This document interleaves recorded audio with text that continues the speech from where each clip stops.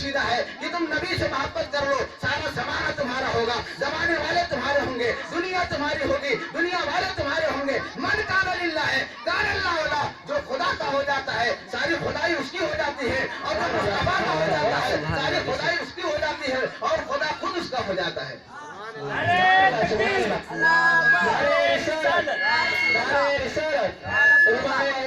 زندہ آباد۔ اسی لیے تو سرکار اعلیٰ حضرت امام عشق و محبت فرماتے ہیں، اے عشق تیرے صدقے، اے عشق تیرے صدقے، جلنے سے چھوٹے سستے، وہ آگ بجھا دے گی جو آگ لگائی ہے۔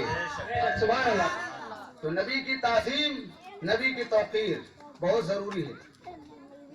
ہم عید میلاد نبی کی تعظیم کی وجہ سے کرتے ہیں۔ اور حدیث سنو، بخاری شریف کی حدیث ہے، بخاری شریف کی حدیث پارٹ 1 پیج نمبر 57، اور ایک جگہ بخاری شریف پارٹ 1 پیج نمبر 33، اور بھی کئی ایک جگہ یہ حدیث بخاری میں درج ہے۔ مسلم شریف پارٹ 1 پیج نمبر 195 پر یہ روایت ہے۔ صحیح ہے ان کی حدیث میں نے حوالہ دے دیا، حدیث سنو۔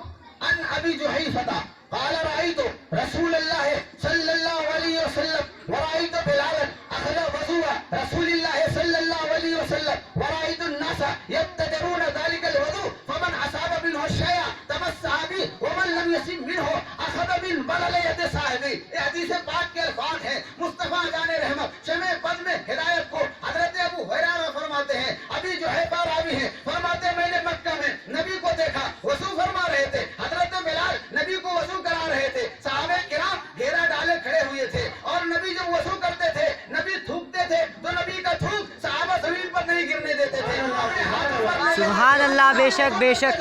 نبی کا غسال مبارک صحابہ زمین پر نہیں گرنے دیتے تھے، ہاتھوں پہ لیتے تھے، بدن پہ مل لیتے۔ اگر کسی صحابی کو نہیں ملتا تو جانتے ہو کیا